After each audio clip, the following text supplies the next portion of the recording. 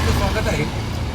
अलीकडे चिपळूण बाजारपेठेमध्ये हापूसच्या नावावर मद्रासचे आंबे आणून विकले जातात, म्हणजे बोगस हापूस आंबे विकले जातात अशी तक्रार माजी सभापती आणि पर्यावरण प्रेमी शौकतभाई मुकादम यांनी कृषी अधिकाऱ्यांकडे केली आहे। याबद्दल आपण काय म्हणाल? काही आमच्याचे व्यापारी आहेत, काय सांगाल? नाव सांगा पहिला। सर्वात प्रथम मी इक्बाल चौगुले, गिरणी मोल्ला, तालुका चिपळूण, जिल्हा रत्नागिरी।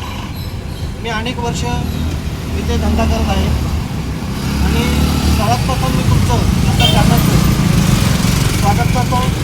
आपण आपली वेळ घेऊन आपण इथं आलात, तुमचं सगळ्यात अभिनंदन। सर्वात प्रथम शौकतभाईंनी काल जो व्हिडिओ दाखवला हे मद्रासचे आंबे, कर्नाटकी आंबे हे अनेक वर्ष इथे विकले जातात, परंतु आम्ही या रत्नागिरी जिल्ह्यातले आहोत, बिर्डी गावातले आहोत आणि आम्ही हे ओरिजिनल हापूस फक्त आम्ही त्याचा व्यापार करतो। अनेक लोक येतात कर्नाटकमधून, ते विकतात, तर त्याची शहानिशा झाली पाहिजे। व्यापार अनेक अधिकाऱ्यांनी येऊन त्याचा तपास घेतला पाहिजे, परंतु आमच्याकडे जो आंबा आहे हा आंबा ओरिजिनल जातीचा आंबा आहे, हापूस आंबा आहे आणि हा आंबा पावस, निवळी रत्नागिरीतून आणला जातो आणि आम्ही इथे विक्री करतो। आपल्याकडे तो बोगस आंबा आपण विक्री करत नाही।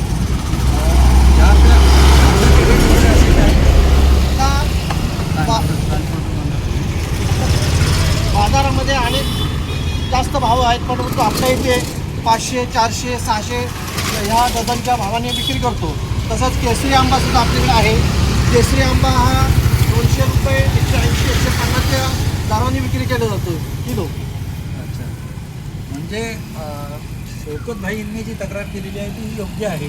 शौकतभाईंनी तक्रार केली तर अगदी योग्य आहे। म्हणजे जे बोगस आंबे विकतात त्यांच्यावर कारवाई झाली पाहिजे। कर्नाटकी आंबे हे लोक मार्केटमध्ये आणून विकतात, पण त्यांच्यावर कारवाई झालीच पाहिजे, कारण का ते बाहेरून आंबे येतात, इथे विकले जातात आणि इथल्या व्यापाऱ्यांवर त्याचा परिणाम होतो। म्हणजे आणि ते गिरायकांची फसवणूक, गिरायकांची पण फसवणूक होतं।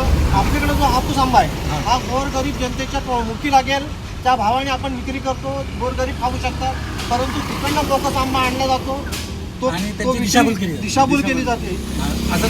हो, दुसरेही आंब्याचे एक व्यापारी आहेत मुल्ला म्हणून, काय सांगाल तुम्ही? आपला आंबा आहे ना, लांजा राजापूर राजन जावेदभाई कालसेकर के जैसे माल आता है। आज जाते नहीं मद्रास कर्नाटक काम, तो हम लोग के धंधे को बहुत तकलीफ हो रहा है। इतना तकलीफ हो रहा है कि वो 400 रुपये 500 रुपये बेच के जाते हैं। हाँ, वो कचराने का फिर उसके बाद अपना तकलीफ होता है। फिर लोग आते हैं, झगड़ा होता है, उधर सस्ता है तुम्हारा, उधर महंगा है। इस तरीके से उसके ऊपर कार्रवाई होना जरूरी है। आणि आप लोग इससे नहीं कि शौकतभाई ने जो तक्रार की है तो वो वैसा होना चाहिए, और होना मुमकिन के हाथ और ओरिजिनल धंधा करने वालों को धंधा करने का चांस मिलना चाहिए। ये अब तक नहीं, और जो स्पीकर का बोले वो तो एक नंबर।